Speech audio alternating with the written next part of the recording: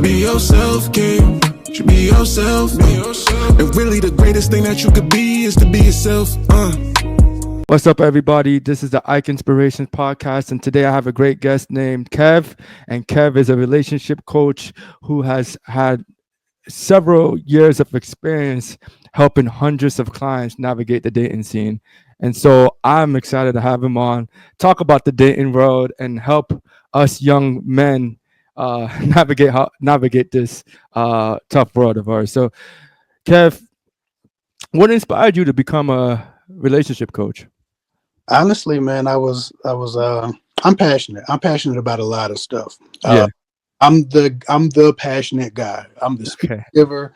I'm the ranter. Like I'm just that dude. Everywhere I go, I'm either giving a monologue or I'm that person.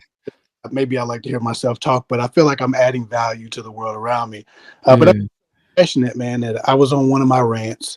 The time it was about women who are having difficulty getting away from toxic relationships, taking them out, and then when they get a good man, destroy that man because they've been destroyed. And so two toxic people instead of, and I was going on and on about the things that perpetuate first of all the Black community, but and how a scorned woman ends up, burning everything around her, including a bunch of innocent men who then go and burn every woman around them with that same fury, right? That passion. And my wife was like, listen, we've been at the time, I've been with my wife since 2008. Okay. Right before Obama got elected, right? So yes, sir. 17 years into this about.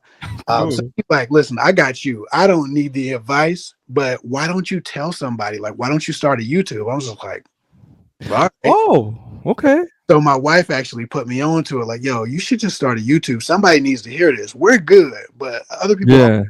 Yeah. Go help people like you used to. And because I've always been that. I was in 5th grade on the phone for hours at a time, managing my friends' relationships. Yeah.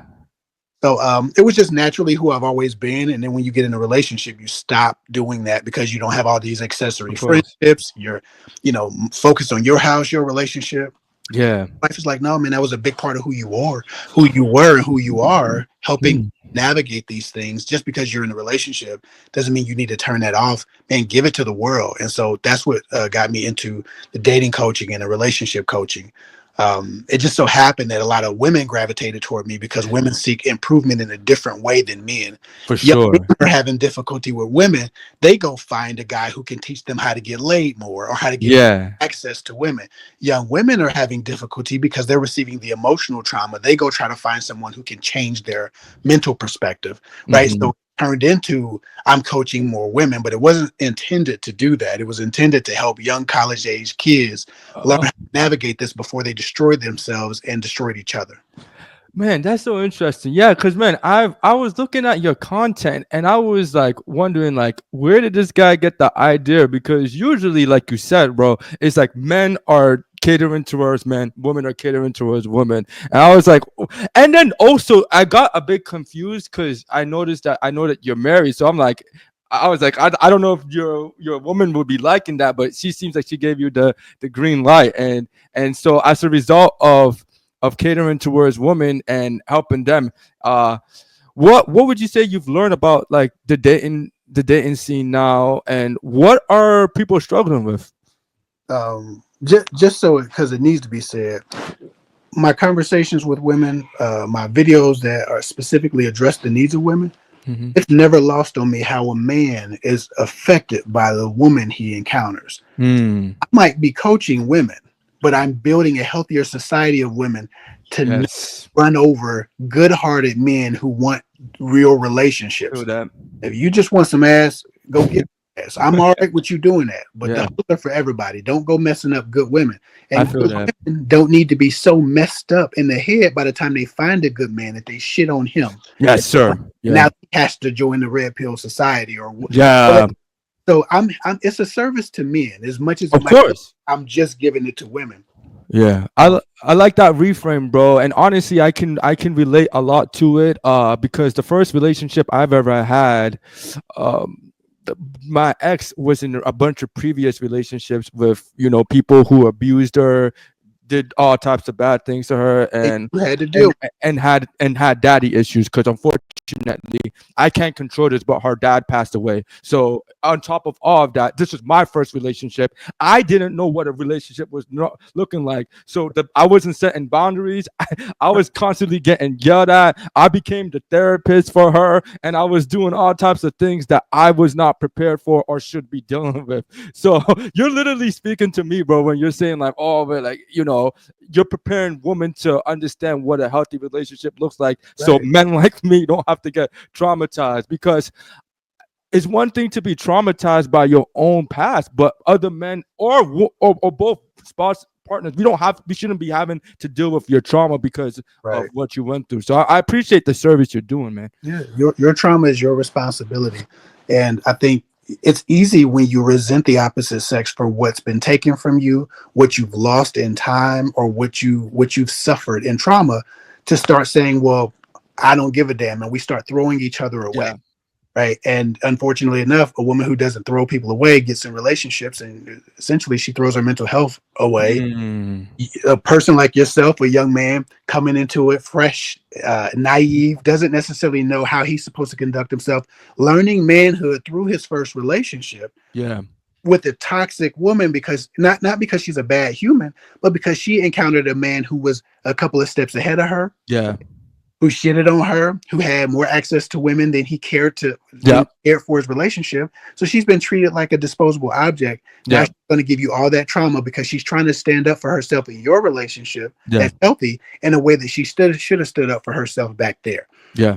Yeah. So I like to get them in a healing process before they get into a healthy relationship with the man, or try to start a healthy relationship, so that they're not bringing that same old shit into new relationships. And to that point, man, a lot of young men don't have that we don't have that direction. I Yeah. remember when I was young, man, all the advice was about, it was pimp strategy. Yeah. And treat them like shit, they'll love Yeah. you. Hey man, if you want these hoes, hey, just Yeah. act like you don't notice them. Hey, Yeah. hey, disappoint them, dog. I know it sounds Yeah. weird, but disappoint them. I had Yeah.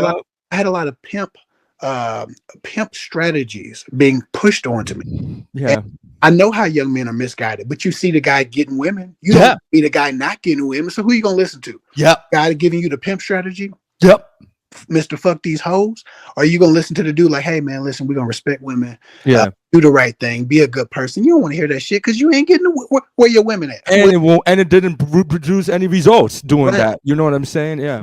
But you can get women being those things, right? Women respond to might, and we only know how to show might by either leveraging our power over other people. Mm-hmm. Right? Young men show might through the fury we express in our fighting, and the violence we commit toward one another, right? Women feel tough and protected by watching us show our fury and our might in different Yeah. unethical and or just maladaptive ways. But you can be as much a man, you can be as masculine, you can be the toughest man on earth, and still treat your woman with reverence and respect and honor and dignity, and still be making good decisions, good sound decisions for your life. You don't have to be street tough to be a real man. Yeah. And I know that because my brothers are some of the most dangerous men. Where I live at, I used to say when I was a kid, my brother's the most dangerous man in this city. Yeah. And I meant it with my whole heart. And he to date still is. He's the most masculine, the most Sheesh. macho, but he's also the best husband, best partner, Love best it. person, cares about his community, does the right thing. But he'll put his hands on somebody, and he would do very well in prison. He'd take over the prison immediately if he was a criminal, but he's a good guy. So Yeah. this isn't about street or illegal activity or Yeah. shitting on women. Toughness is about a man's resiliency to the things that life throws at him. And I think that if we can redirect what we imagine as masculine or tough, it could do a lot for our relationships, because we realize our women are not our enemy and our friends are not our women. And enough, that's how we want to treat our friends, like we would treat our wife, and we treat our wife like we treat a friend or somebody on the street. Yeah. You don't have to be a street nigga to be a real nigga. You don't have I like to say. to be a nigga or a real man. Absolutely. Yeah, but man, and I love that you brought up that point about the confusion that a lot of young men have navigating the dating scene. Because just like you, man, I used to watch some of the red pill content, and I was confused about what it took like to get a woman, bro. Because I would get all the type of bad advice of like, oh, ignore her or disrespect her, or like have this certain but machismo that doesn't really reflect who you are. And it was super confusing because the people who were given that advice were actually getting women, but little did I know they were attracting the type of woman you don't want, or don't have, or don't necessarily have that respect for. And it took me a lot of years to realize that, just because you have a lot of hoes doesn't really make you a real man, bro. You know what I'm saying? Or, And being in college, I was super confused about that. right. Or happy. So Yeah. so I've coached over 4,700 people. So Wow. I'm in the thousands, men and women. I mentor husbands, I mentor young men, I coach couples, and I've coached many thousands of women, obviously. What I've noticed about the guy that we all looked up to as teenagers who got all the women is that he's unfulfilled, Yeah. he's unhappy, and you can see it through red pill content. All of these guys' self-esteem is still derived based on how much access to women they have. Yeah. So if you're so above women, if you're so above pandering, why are you pandering to an audience Yeah. of men based on how many women you can get? You're still basing your self-esteem, your worth, your value, and your network on how many women you can get. And so we've not overcome the need for a feminine energy. Yeah. And so instead of just being honest and saying, listen, men need women, women need men. When I started studying or having clients, I have a lot of these guys as clients, right? They get women, but they're unhappy. They Yeah. get women, but they can't have a healthy relationship. They get women. Mm. Women don't stay when they realize what this man is offering is toxic, right? Mm. I coach a lot of these players or successful guru type of guys that would Yeah. if they would put on a suit, they could have a viral YouTube channel because they get that many women, but they're not happy. Mm. Find that sex isn't manhood, that you can have all the sex in the world. It doesn't make you a man. And it Mm. feel you, and it doesn't make you feel useful, loved, or valued. Right. And so they're seeking self-esteem through their sexual escapades. They're seeking self-worth. They're seeking validation through their access to women, and the higher echelon the woman, the better they feel about themselves for the moment, for conquering the baddest bee, or the most sophisticated woman who's supposed to be above his games. And when he gets her, he's like, yeah, I got her too. She's supposed to be above that. I got her too. Manipulating people and learning to con people doesn't give them the fulfillment that having a relationship with someone who you could trust, who you could lay down with, who you could share your money with, or you could share Mm. your secrets with, right? Does it? We still are looking for fulfillment. And humans, unfortunately enough, have been taught through the internet, through social media, that we're so different. Men are so much different than women that we Yeah. can't eye to eye, or we can't come to some common ground, healthy place. When the actual fact is, we all look for love, we all seek validation, and we all have a feeling or a need to feel important. And we want to feel important to someone, right? Drake said one time, and I'm not a big Drake fan, but he said, you too fine to be laying down in bed alone, right? You too fine to be laying down in bed alone. It was a funny line at the time it hit, but I was thinking about it. I was like, well, shit, I never like being when I was single. I hated being in bed alone. I hated Mhm. with empty ass house, bro. Same. Bro, I would be at the club to 3 in the morning Yep. and come home to an empty ass house, fam. Yep. I call every bad chick that would answer the phone, talk to them for hours and hours and hours, and then when the phone hung up, I'm like, fuck. I'm still hugging the pillow, fam. Yep. Still don't got nothing. No one cares about if I made it home, if I got shot, if I got in a wreck. Nobody's gonna know this, bro. Nobody can Yeah. my heart. Now at this point, I'm a little older now, so it's like if my health and shit is that loneliness affects all of us, not just women Of land course. need Drake. It's just very fascinating to me, bro. Like, because I used to fall victim to this constantly chasing woman and trying to have sex, especially during college, which is like a normal thing. And one thing that ceases to amaze me once I grew up and I started reflecting on it is like, why this is just normal. Like when even men in their 30s and the older 30s, when you ask when you ask them about yo, why are you constantly chasing women and like and nothing of real value, this is just how men, this is just how we are, bro. Like, they see other men doing it and no one like really questions it. And especially in the black community, when that just becomes the norm, you see it in movies, in BET, all the cool people are just getting women. You just kind of assume like, this is just what we do. And it becomes so normalized to our own detriment. And when you actually when you're in the act of pursuing, I've noticed the same thing too, man. I used to be in college out to 2 a.m., 3 a.m., and we be having fun with my boys, but we would go home with no girls and no fulfillment. And even when we did get a girl or you did have that experience, it was so short lasting, bro. Like, I one of the things I often reflect about when it comes to all these like hoes and whatnot, like, because I had my fair share of women too. Honestly, every single girl that I've had a short-term fling with, I'm not talking to them. I haven't. They're not texting me. Then we're not like still. We don't have that long-term relationship. It was usually just boom and bling and there, and I think about that often when that temptation to go to another woman comes, because it usually doesn't last for too long, anyways. Like even because you didn't make no investment. And the problem, see this thing about we chase sex, right? Yeah. And then we call them whores for giving us the sex, right? Yeah. And we mistrust them for giving me or you or other men sex, right? Because so they always say women fall in love with what they hear, men fall in love with what they see. Yeah. That's not a visual reference exclusively, right? So that doesn't mean we fall in love with ass and titties. As much as we might like the ass and titties, we fall in love with the conduct of a woman that we witness. We fall in love with what we see. So we corrupt our experience with women by pushing the sex on them so we can get our validation. We can get our need for self-esteem met at the time, right? But then we don't trust them because if they gave it to us, they might have gave it to everybody else. How many men she done gave it to if she gave it to me? Yeah. So now the one thing that we love, that we do fall in love with, is conduct, right? When a woman has conduct, becoming of a woman that we would like to marry, that we would like to show off, that we could trust. If we see that conduct, we can catch feelings, but we erase her ability to show us that conduct by pressuring and pulling sex into the relationship immediately, so we can get our needs to feel like a man who met.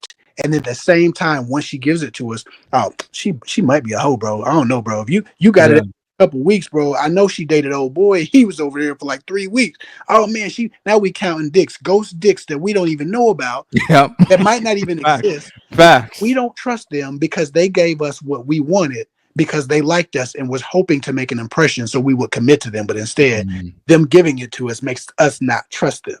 Yeah, right? That's irony. The irony, man. And we hurt ourselves, not being find that love.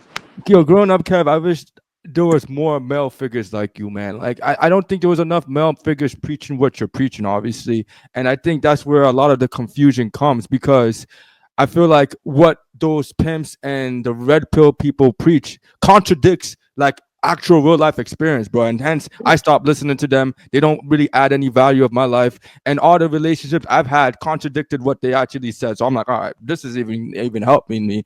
And I know, like, for example, when you talk about the red pill thing, Fresh and Fit, they're like, I think you're familiar with Fresh and Fit. Yeah, I'm not a fan of them, man.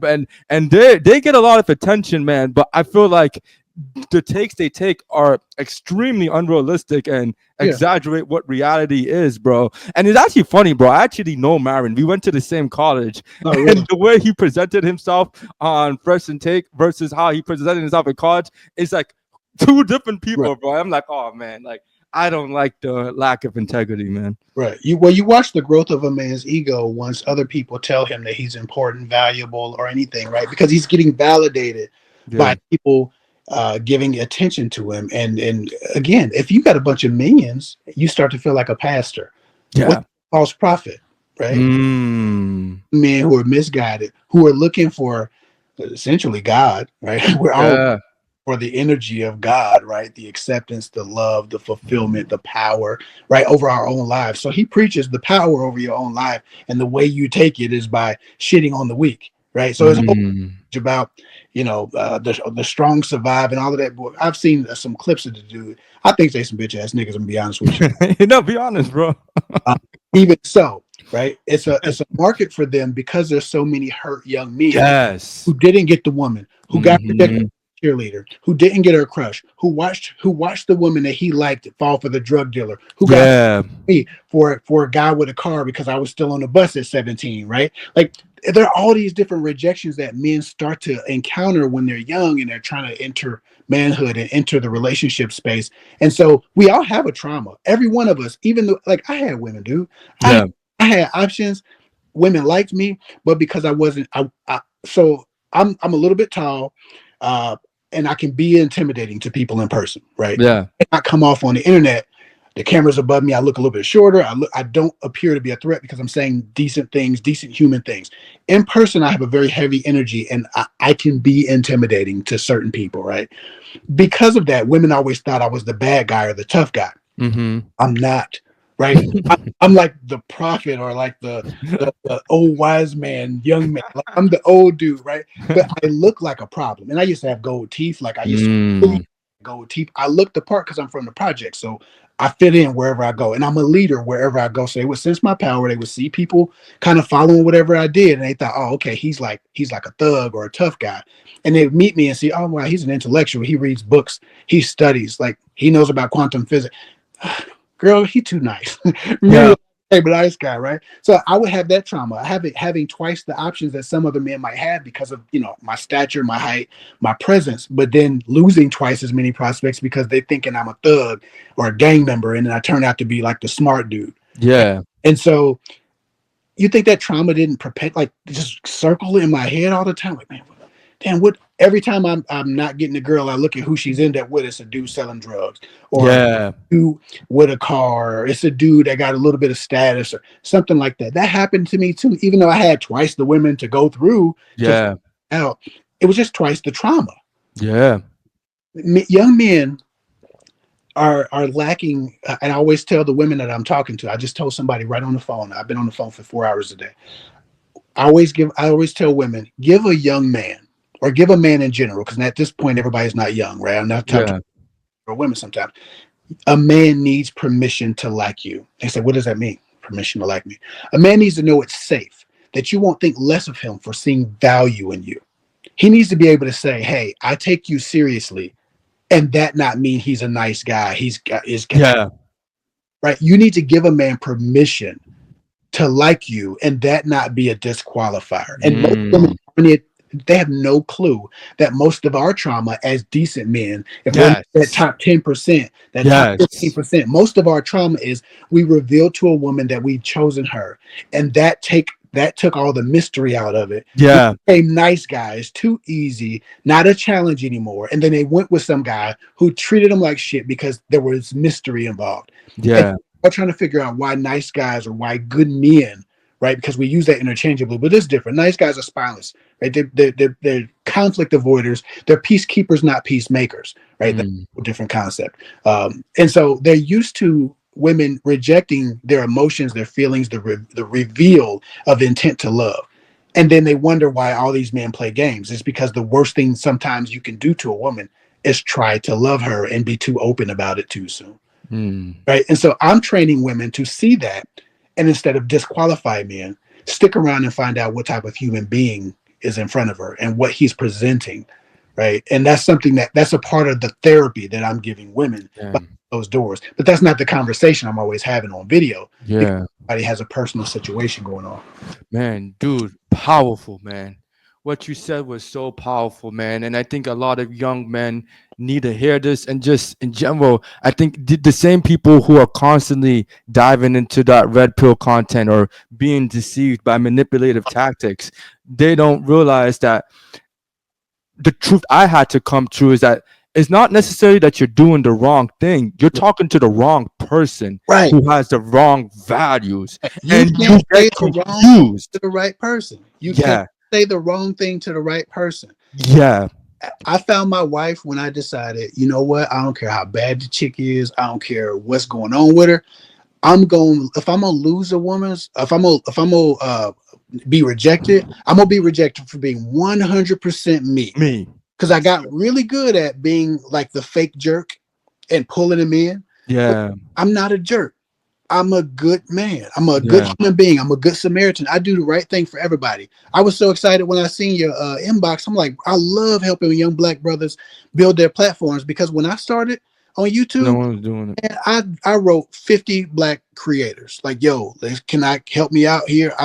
None of them wrote me back because they was too big for their britches. So every time Oh my somebody reach out god. to me, I do that. I don't give a damn. When I was up, I'm not up no more. Like my channel Yeah. flame now, but when I was up, I was doing all the interviews with The everybody real one. for free, just because I knew what it meant for young Black people to collaborate and get welcomed into this space when they're trying to provide value. You know, but with that, it's like you can't say the wrong thing to the right person, man. When I met my wife, I was like, you know what? If she likes me or if she loves me, Yes. it's gonna be because I was just completely honest, 100% honest. If I said something, if I felt something, I said it.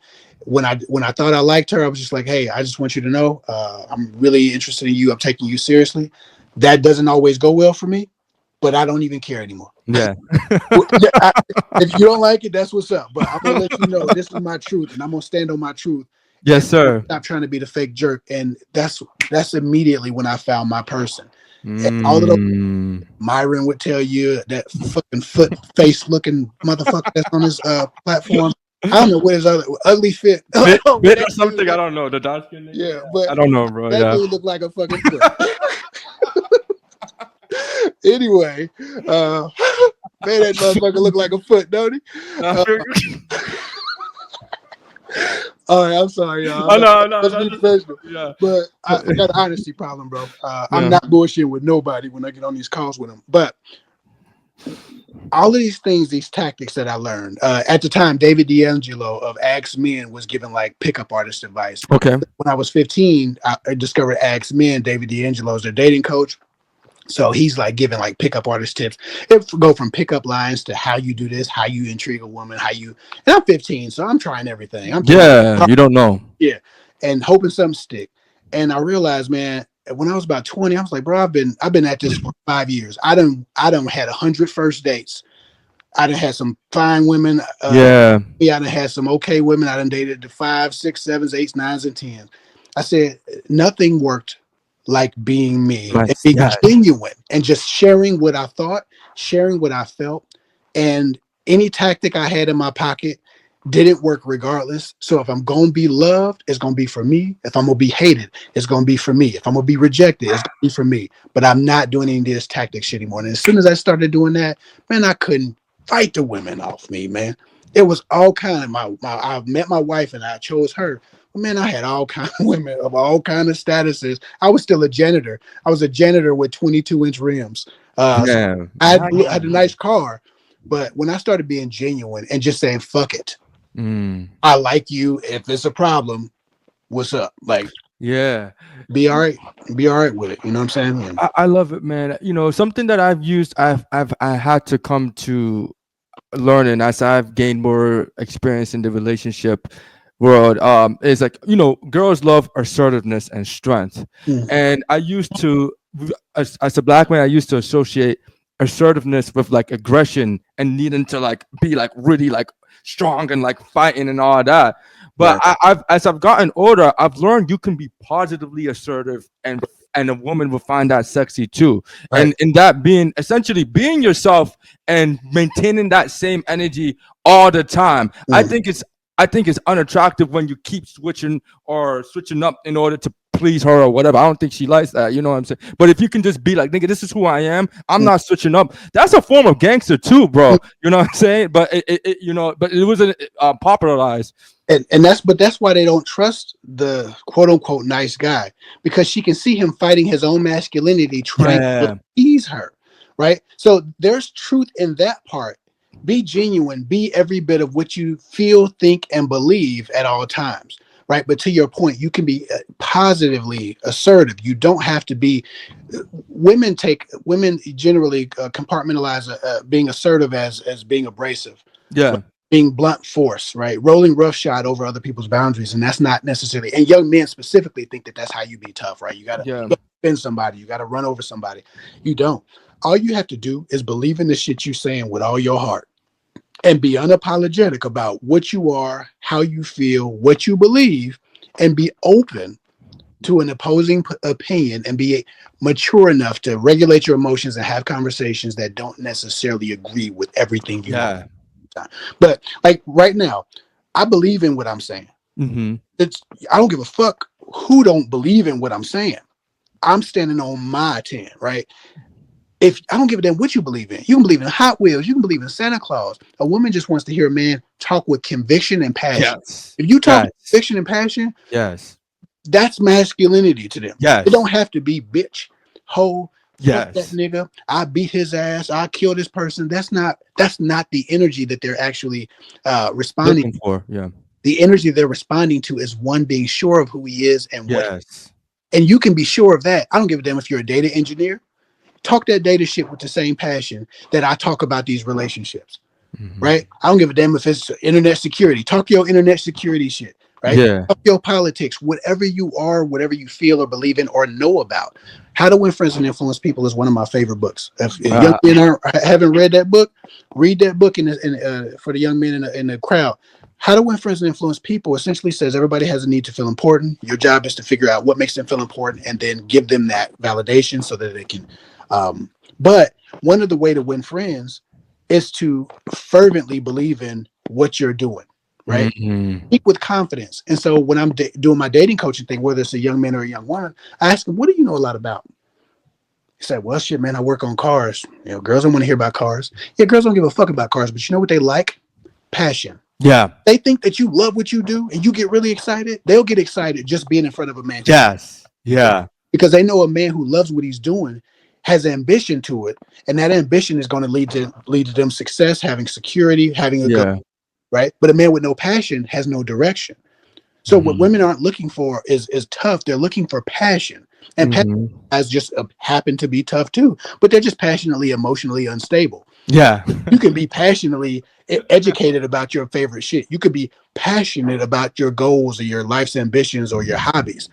So to your point, that positive assertion is key. And that is the presentation that can make any woman start to try to figure out who's the human being behind the man.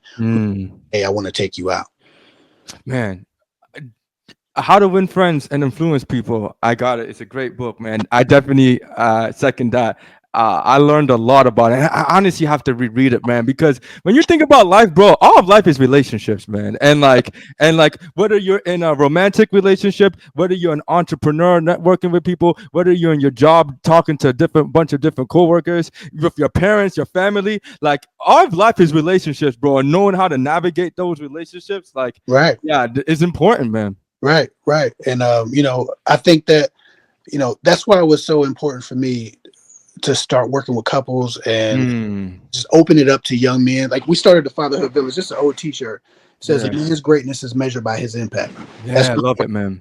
That's one of our t-shirts. We don't have a Fatherhood Village right now. We've been off for about a year and a half now. We reserve the right to get it back on. But that type of shit don't go viral because it wasn't on there teaching young men, hey man, this is how you want some more pussy. This is how you go get some more. We wasn't doing that. We talking about the responsibility men have to their community, right? Because you can be passionate about your community. You can be passionate about protecting. You can be passionate about providing. Sure. Passionate about doing the right thing. You can be passionate about rearing young men up and mentoring. You can be passionate about teaching young people and guiding people. You can be passionate about protecting your community.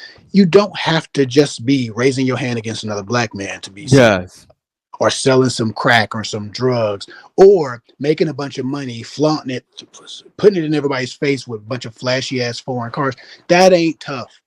Tough is doing whatever is genuinely you without the need to pander to the eyes of others for their attention and or their validation. And unfortunately enough, I might get called a simp or a pander or whatever the hell they might call me, but I'm sitting in my truth. I've been a great man for the entirety of my adulthood, and I was a good young man before I was a great man. I'm sitting in my truth. I'm only being me. I don't care who thinks what about it. There's a whole sect of young men who are pandering to the other young men in the comment section, just trying to build a sense of community, right? It's for the same reason young men join gangs, because they want to feel a sense of community. They want to feel a sense of belonging, and they get tired of being lonely and isolated, feeling not accepted by anybody, not loved by anybody, not considered by anybody, and not useful to anybody, right? We want to feel useful. That's an inherent need for men. The same reason young men join gangs is the same reason they jump into these comment sections and they swarm other men who seem to have an affinity for real love, real partnership, real affection for their community and their women. Because tough is trendy. Yeah, And man. it's bullshit, but that's our position. Man, I want to first of all, bro. Before I just want to thank you, man, for just not only talking about what you're saying, but leading by example. Like being a black man who's been married for 11 years. Like I really want to salute you for that, man. Because honestly, as a single black man myself, it's hard to be around black men who really appreciate marriage Yeah. and talk about it in like a fun, assertive, positive way. Yeah. Like niggas can talk about hoes for hours, bro, and smashing them. Most of my friends, once I start talking about, yo, let's be married, or like, what does that look like for a future? The conversation is like 2 or 3 minutes, bro. I'm like, cool. Like, it's hard. Like, it's just no one wants to talk about it. And I'm curious, bro, why do you think this isn't popularized amongst men? Because honestly, women can talk about marriage all day long, but Right. men, like, I don't know. For us, it doesn't seem as much of an attractive conversation. It's because we're not conditioned for it. Uh-huh. I remember my best friend was getting married. He got married in 2007. I found my wife in 2008. He was getting married in 2007. And I used to tell him, he like, man, when you gonna get married, Kev? I'm like, hey, bro, I'm too young to die. I used to always say that. I mean, I'm too young to die. Stop it. Right. So I had that same thinking. I've always been a good man. I've never misused. Like I've always still been good. But the idea of marriage was death to me. It was like, wait, you only have sex with one woman for the remainder of your life, and you got to find the baddest one possible. So like you try to figure out how to have the most. How you make it work? Yeah. Men are conditioned, or we're not conditioned, positioned, and or programmed to see marriage as an inherent human need for us. Recognize the need for companionship, for partnership, and for belonging in a home for a woman. We'll point to a woman and say, women need to be in the kitchen barefoot, barefoot and pregnant. Well, what the hell would her psychology and her biology require that of her? But your ass is out here at the pool hall screwing random women you don't know, can't trust, and probably have STD. Like, why is her assignment in this world is to be barefoot and pregnant, but your assignment is to whore and or not commit to it? We're the same species. It's like if the lioness is supposed to hunt and the male lion is supposed to protect the cubs from predators, it's like if we accept one role for one sex and pretend that the other sex have a zero role. Man, it makes no sense at all. But our programming, from a societal basis, doesn't program young men for marriage and relationships. We program young men for violence, right? We play cops and robbers and shoot them up and water guns from the age of 5 and 6, right? We program young men for athletics. Yeah. Right? We program young men they used to be hunting and gathering, which was a positive thing at the time. But now all we do is program young men to screw women. And that's just through the traumatized older men. Women are programmed from the very young, for 3 years old, a woman wants to wear a princess dress. From 3 years old, she's looking for Prince Charming. From 3 years old, she's being taught about Cinderella, catching a dick at midnight. Think about the concept of Cinderella, dude. Yeah. She goes to a party and finds a man at midnight. Right. And this is the child's story. Now, I think Disney has a lot to do with it, because I think that's also a form of corruption, because now so many women. Yeah. And it seems like nowadays it's even gotten less and less popular. Like back in the day, there used to the shows that I loved were like the Black family shows, like Will Smith and the Fresh Prince of Bel-Air, or the Bill Cosby show. I loved My Wife and Kids. That was my show. I don't know if you know My Wife and Kids. I love those shows. I love this. One of my classics too. Nowadays, like I don't think those shows exist, or maybe I don't watch TV that much, so I wouldn't know. But it felt like they're not as popular, and for whatever reason, like the structure of a Black family or just families in general doesn't get popularized, man. And it's really frustrating to me, honestly.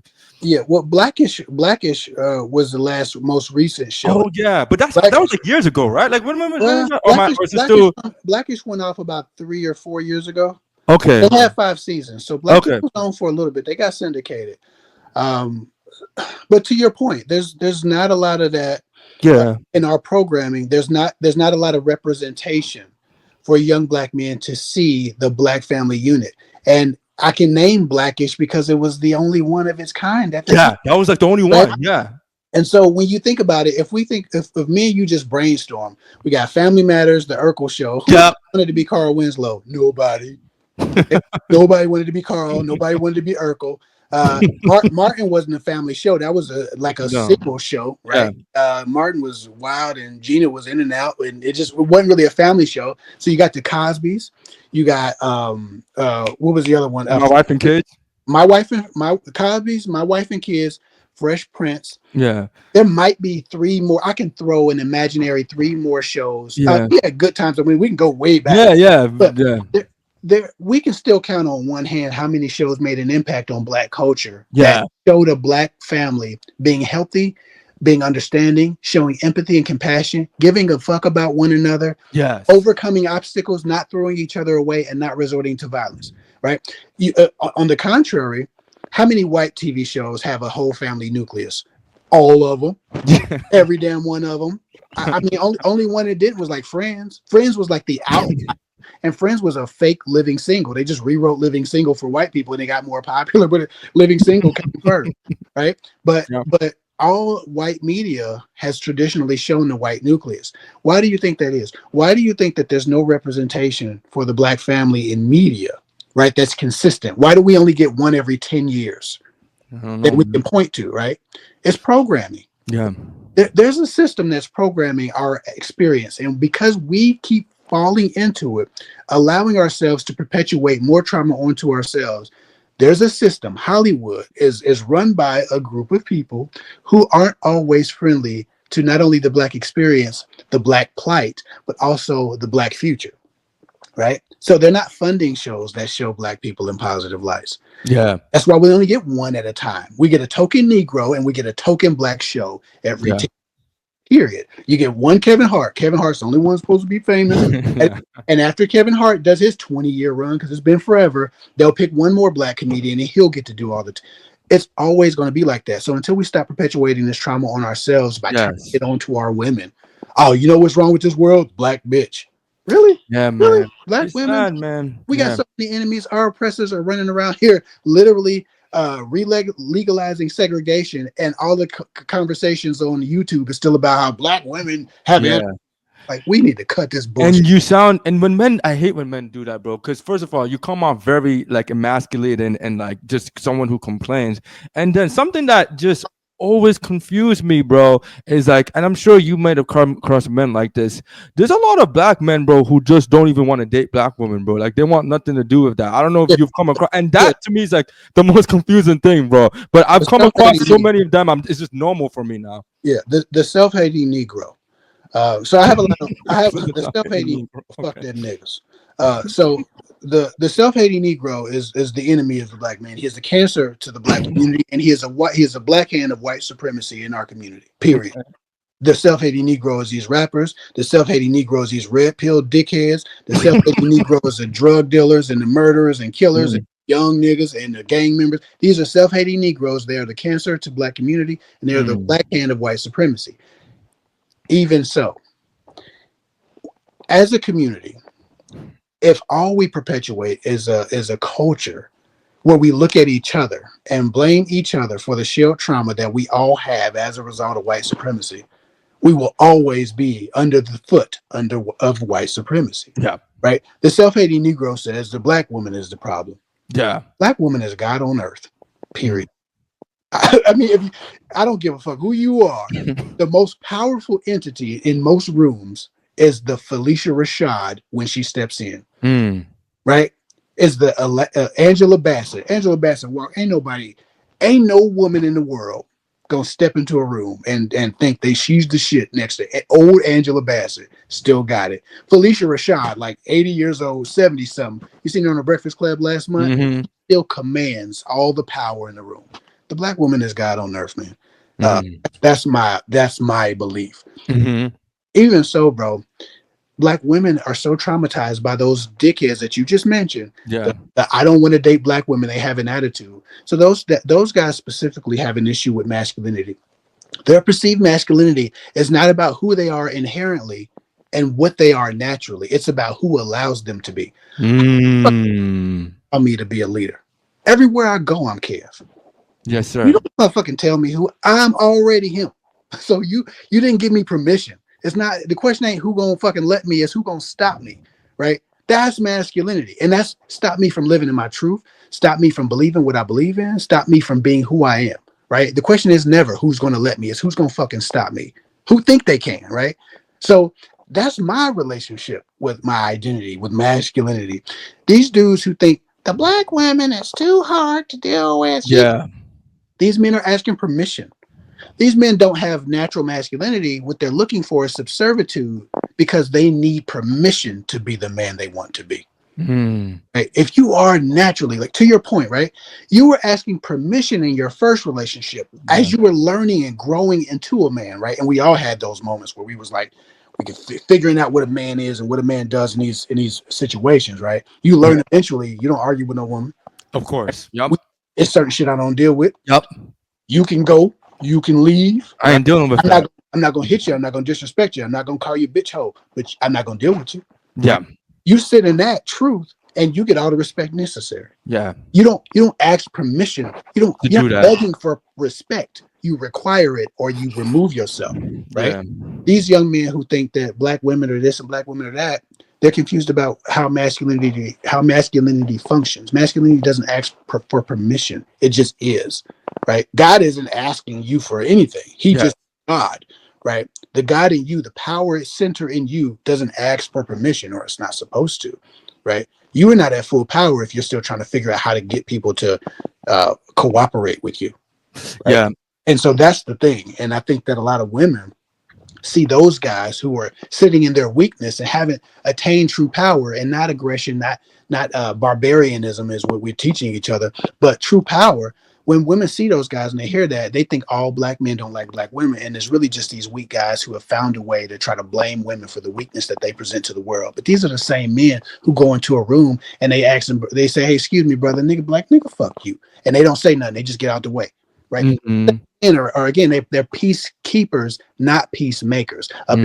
peacekeeper is conflict avoidant. A peacekeeper doesn't understand how to manage his emotions or conflict, right? A peacemaker can control situations through controlling himself, and that I like that. young men don't have the instinct, right, to be who they are in such a way that they are positive but also assertive, and so they don't get the same level of respect. And so it's the black woman's fault. But guess what? I've seen all of them dudes, every single one of them. I date white girls because white girls listen. Yeah. White girls are watching TikTok. They learn it from these black women. They always mimic black women. And as soon as these white girls get in a relationship with them bitch ass niggas, guess what they start doing? Disobeying, doing whatever they want to, right? Not in submitting is such a goofy ass word to me, but not cooperating. Yeah. They become just as empowered and as emboldened as in black women because there's a lack of masculinity and a lack of truth in that man. That's too. Some people are flawed. Some black women are flawed. Some black men, clearly a lot of black men are flawed. We got a bunch of drug dealers, fucking pick the criminal idiot. So every human being might have a struggle, but to say all black women, I don't want to date them, that's just a weakness. I don't know one strong black man. I don't know one real man. I don't know one admirable black man that I would want to be like, who's running around talking about he don't want to date no black woman because they got attitude problems. Because I don't get problems. That's not. I don't get that. And for me, in the where I came across a lot of these type of men were in college, where I felt like when I hear the complaints and we had these conversations, the conversations would usually go like, well, white women are a lot easier. I don't feel emasculated about them. I don't get that attitude. And they feel like they get a lot easier access to sex. And I felt like that was the key component whenever I hear someone talk about, oh, I don't like black women because pretty much I don't get sex easy. That's what I was hearing. And to me, whenever I heard it, I'm like, okay, that tells me a lot about you because it feels like you value a lot more, you value sex a lot more than the ability to just simply be yourself. Like that's what I was always hearing. And those type of men who were saying that were constantly chasing white women and plumes from them. Right. But the thing is this. So we always hear dudes say, "Hey, what's up, King? Hey, Black King." Yeah. We're on this thing where we're trying to be more positive as a young black man, and I think it's a great thing, right? Well, I think we should stop just throwing King around because some people don't have ethics. But Yeah. what's up, King? Morning, King. I don't think everybody deserves. Let's run with it, right? Yeah. Yeah. I feel like that. I identify with King, right? Yeah. You realize that a lot of those white women, and this is not I'm not shitting on white women here, and women are true. Mm. So I do want to separate the true allies from just the white women who fetishize black dingling. So remember how we were talking about earlier, a young man might see all the women he like, go after the drug dealer or the guy with money Yeah. because he's into shit that he ain't supposed to be into it. Women like to feel tough too, which is why they like to date rugged bad boys because they want to feel tough. Mm. There's a level of femininity that reaches its maximum masculinity because we're all a mix, right? Mm-hmm. Maximum femininity at its most masculine wants to sit next to the most masculine man and feel as tough, as dangerous, right? If you listen to women's R&B, every time they start talking about bad boys, there's an idea being perpetuated about them feeling tough, them feeling dangerous, them feeling because women like to feel masculine too. And the man, all of his over fucking just going over shit, doing shit wrong, being tough, being rugged, being all that tough shit makes them feel like I'm tough too, and they like it. Addictive. So white women, we talked about how black women like to be tough, so they chose the tough guys. Mm-hmm. White women don't. There's not a culture of white guys going out to be tough, right? If the tough white guy is always the standout, because most of them are kind of even kill, right? Yeah. Women get the feeling of toughness like a black woman gets it from a drug dealer or a gang member or a real macho motherfucker that beat people up and put his hands on people, or even women. White women get that same feeling of toughness and rebelhood from dating black men. They're not actually allies in many cases. They're not allies to the black community. They're not Yeah. or are sensitive to the black plight. They have no empathy for our people. They don't even respect our people. They just have a black boyfriend who can kick your ass, and that makes them feel tough. That allows them to sit within that yin and yang balance of masculinity and femininity and make sure they get all of the masculine part of what would balance them. But it's the fetish of a black male's toughness because the black man is considered the most masculine man on the planet. Right? So they're fetishizing the black malehood because it's tough. It feels masculine. It feels dangerous. It feels dark. But they don't actually give a fuck about our people or us. In fact, a lot of times they despise black women for the power they hold as God on earth. So be very careful about them goofy ass dudes. Oh, I'm just going to go date a white girl because she perceives masculinity from your skin. She sees the value in the melanin in you, and you don't. So you're running around thinking she chose you when all she chose is the darkness that she perceives that is behind you. So she feels tough. But it's a fetish. It's not her choosing you or giving a fuck about your people. She's as self-hate. She hates black people as much as you hate your fucking self. Man, you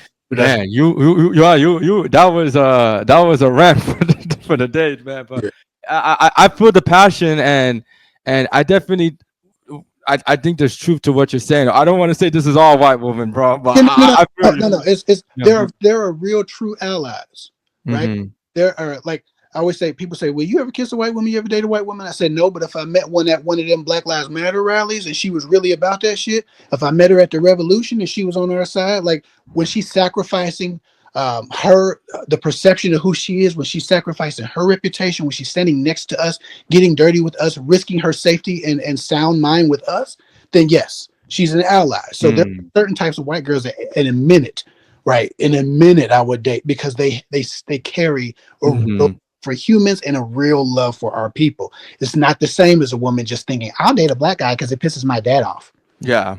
Right? There's a difference, and there are a lot less allies than we assume there are. Yeah. And I'm not Dr. Umar. Oh, no white women, black women forever. No bunnies, yeah. That nigga's a lame.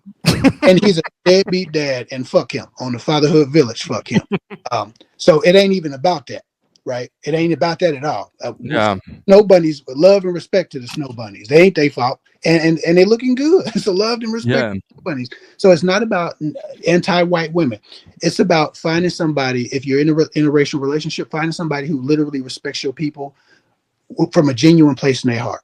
Who really wants the best for your people, who doesn't just see you as one of the good niggas, but Yeah. sees you as a good man and a good human being and sees the humanity of your people and the struggle that we've all been through, whether we live from here or South Africa.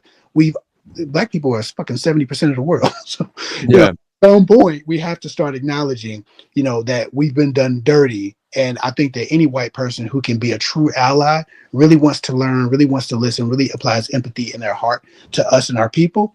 Date them all day. So it ain't snow bunnies, never all that bullshit. Dr. Umar, goofy ass.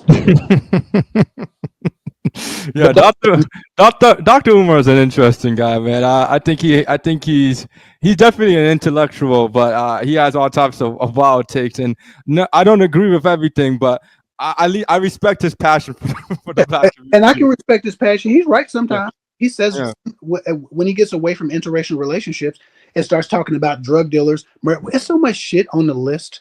yeah. Hey, like this is my issue with people who hate interracial dating. It's so much shit on the list in front of interracial dating. We got young murderous ass teenagers murdering as many people as they can at all times. We got the drug trade that's been going on since 1980, right? That's been actually in 76, ravishing our communities. So we got drug dealers who hate themselves and hate their communities and destroy their communities. We got murderers and thugs who do the worst shit to our communities that might as well join the KKK because they've committed way more violence against black skin than even the Ku Klux Klan, right? We got these niggas who run around leaving fucking deadbeat home after deadbeat home, empty home, broken home after broken home, abandoning dozens and dozens of children. I think the deadbeat dad is a worse Dr. Umar's passionate. Why don't you go after deadbeat dads? Oh, he's a deadbeat dad. That's why he can't go after fucking deadbeat dad. If you're so passionate, go after these murderous young brothers. Why don't you start talking about them? Right? Gang members, people who fucking over the community, people who fucking over their people, people who ain't doing nothing, people who ain't feeding the homeless, people who ain't protecting these kids, people who ain't going after George Zimmerman, but they going after the dude that owe him $20 for a bag of weed that he ran off on. Like, there's a whole lot of shit in the black community we could talk about. You want to talk about the one dude that screwing white women? Why? Because you think he's harmless, or you want to talk about the guy who's Christian, who believes in Christ, and you might call it white Jesus or whatever. I call Black Jew Jesus Emmanuel the Christ, if we've been honest. But we're gonna go into that different. But like, you want to talk about the Christian man because you think he's weak and he's docile. You want to talk about the man who dates white women because he's weak and he's docile. You won't receive kickback and you won't get punched in your face talking to them different because most of the time they're cool, right? And they dismiss that shit. But you won't talk to nobody with your chest who you think will fuck you over, who you think want all that smoke with you. And that's my problem with Dr. Umar types is that the first thing these niggas start talking about is, oh, don't stick your dick in a white woman. You ain't a real man. How about talking about drug dealers? We just selling dope. We selling dope to kids. Fuck, we ain't talking about them. Oh, because they fuck you up? Because you scared of them? You ain't really about that life. You not really Pan-African if you okay with murder, drugs, destroy communities, and deadbeat daddies, but you want to talk about something. The first sticking his dick in a white woman, the first rule of being a black man should be to commit no other harm to black. I think you should lose your black card, not for screwing a white woman or believing in white Jesus, if that's the version you believe in. You should lose your black card for committing harm against your community. You should lose your black card for abandoning your children. You should lose your black I card love that. for drugs to your own people. At least tell them to the oppressor. The oppressor love heroin. Give the oppressor heroin. Imagine that was an actual rule, man. Like we abandon your kids, then like everyone shames you, and like you get in trouble, or like you murder or beat another black person, like then like you really get punished like extra hard. That would be super dope, bro. I would love that type of rule. Like that would be super dope. Black people would thrive if we got rid of our fucking trash, if we took out our trash. But instead, we'll find the docile community, so-called Christian Negroes. Let's go them and disrespect them because they ain't gonna do nothing. They just gonna pray to their white God. Let's get these niggas who like white girls because most of the time they in white spaces and they're a little bit more docile and they ain't got as much smoke for us. Let's talk shit about them because they ain't gonna come back on us, right? Or let's talk shit about mixed people. Like my wife is mixed. Bitch told me one time, he must hate his mother. My wife is mixed. And my wife, and we both had our DNA test. We got the same DNA. She's got a little bit more white than I got. Mm. We got the same. We're from the same tribes and everything. She just got 55% white or 45% white, and I got 15. But I hate my mama because my wife is mixed and she's not brown. But a nigga can go sell drugs or rap about killing all the fucking sorry ass rappers. These rappers should lose their black card. They committed our community, misguiding our youth. But nobody says anything about them. But the Red Pill Society, all they want to talk about is simps. Yeah. It's just backwards. It's fucking Yeah. backwards. Yeah, man. And that's just one of the problems I have with media, with the red pill and just the black community and just in general. I feel like our attention on issues is just very frivolous, man. And it really pisses me off, like what we spend our time like focusing on. We will spend our time focusing on pop culture, rap culture, violence, gangsters. But then when it's just time to talk about fatherhood, marriage, like things that are actually benefiting yourself, introspection, who am I as a man? No one wants to, no one gets engaged. And it's like really annoying. And I created this space to normalize those conversations, man. And one thing I really wanted to talk to you about, because honestly, unfortunately, like I don't see many black men in your position who are married for so long. And I hope that I have more friends and I'm around more people around that. But I'm curious, Kev, what is it like to be a black man who's been married for over a decade in this time in this generation? Like, is it easy? Is it hard? Is it like what's it like, bro? I'm just curious. Like, And I got to go in about 10 minutes. okay, no problem, man. Yeah. This. Man, it's only as hard as you make it, brother. Like, Mm-hmm. if you pick, we always telling women, you need to choose right then, right? Yeah. You should have chose right. And it's like, where the right dudes at? Everybody thinks this red pill shit is how you treat a woman, right? So I say this, it's as hard as you make it, as easy as you make it. Man, Mm-hmm. when I was looking for a wife, I was looking for a woman who had spiritual power. Yeah. I was looking for a woman whose voice commanded attention and respect. I didn't want no shut up mute woman who was supposed to be seen and not heard. I wanted a woman who, when she spoke, people listened because she had that level of respect in the room. I wanted a Mm-hmm. woman whose voice could calm me. I wanted a woman who could give me advice or give me, could pour into me if I needed it energetically. Because you see, I run my mouth. I give it to everybody. I preach Yeah. go about random shit. I'm passionate. Like I said, I'm about all of that shit. I needed a woman who could slow me down and be like, look, you all right. Yeah. And if I don't respect that woman, then how the fuck I'm gonna listen to her? How am I gonna get fed? That's why we have so many men who have wives who are still struggling with their mental health and shit like that, because they didn't pick a woman who had enough power to move them. Because Yeah. they wanted a woman to shut the fuck up and submit. Yeah. Stupid. Pick a partner who fulfills your gaps. Pick a partner who provides the things that you lack. Right. And you have to pick a partner that you respect. You have to respect a woman's voice. You have to respect a woman's ear. You have to respect a woman's opinion. You have to respect a woman's feelings. If you don't have those things for that woman, then how the fuck can she build into you, feed into you? How can she build you up when you're down if you don't respect her? If she just ass and titties and shutting up and making sandwiches and shit. You know what I'm saying? So to your point, man, I've been married. I got married June 12, 2013. So we about to have our 12th year anniversary. And we've been together 17 years. Wow. Since right before Obama got elected. And so I can tell you that because I picked my wife based on the strength that I wanted in a woman, my marriage today is as strong as it was the day. That's awesome, man. My wife is my best friend. She is my favorite person. Wow.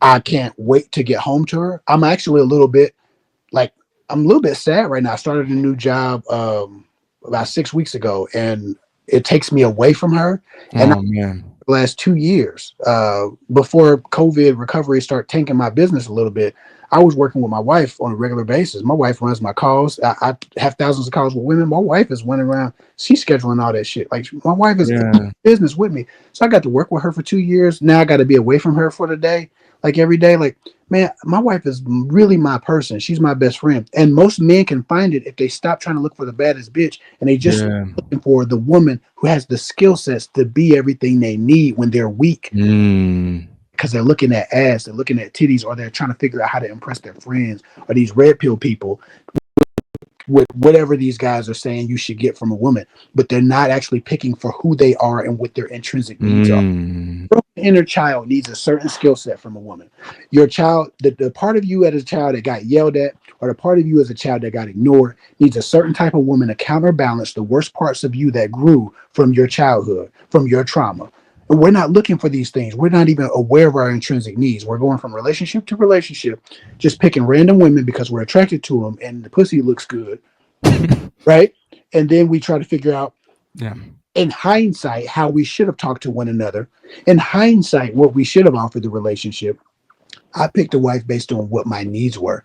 I wrote a letter to God. I said, listen, and I'm no holy roly, so I'm not always into that. But I wrote a letter to God because I was tired of dating a bunch of fine women, but it wasn't nothing going on. So I wrote a letter to God. I was like, listen, God, this is what I need. This is who I want to be as a man, and this is what type of woman I need to help me get there. She needs to be a letter to God. Yeah, I wrote a letter to God, and I put every feature of the human, not the fine bad chick. I mean, I put some stuff in there, but I put the human being that would I wanted to wake up to, come home to, who would have the power to feed me and to pour into me. And man, I got everything I was asking for. So, bro, I love that, man. I love that, man. I honor that. It's not hard at all to be married, but you got to pick the right person for the right reasons. Stop picking ass and titties.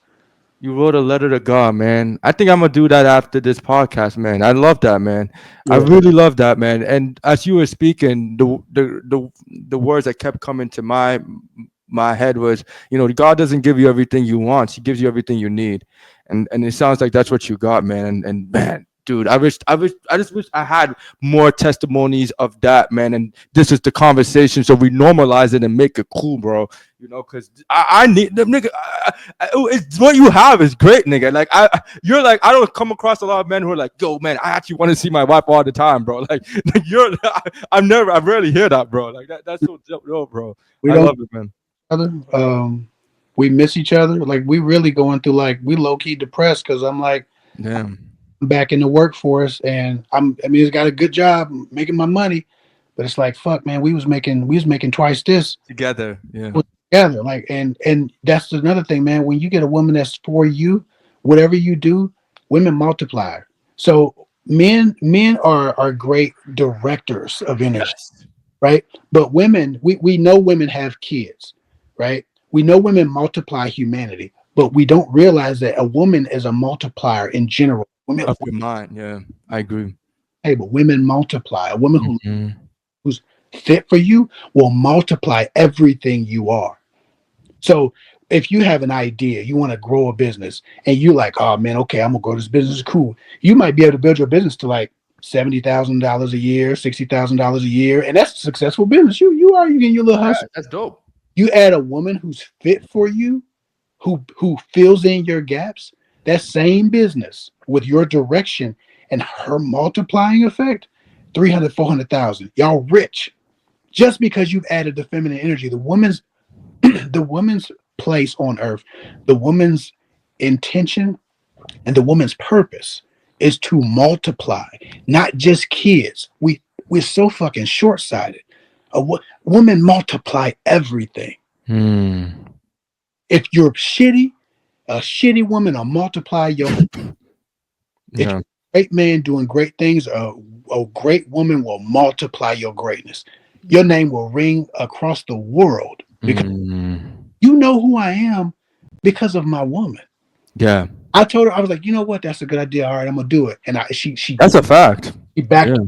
She let me do it, and then she started adding her shit to it, and I became worldwide. I'm an international dating coach, man. I'm a relationship coach. 4,700 clients into this shit, man. I made hundreds of thousands. Congrats, man. Multiply my gift. Yeah.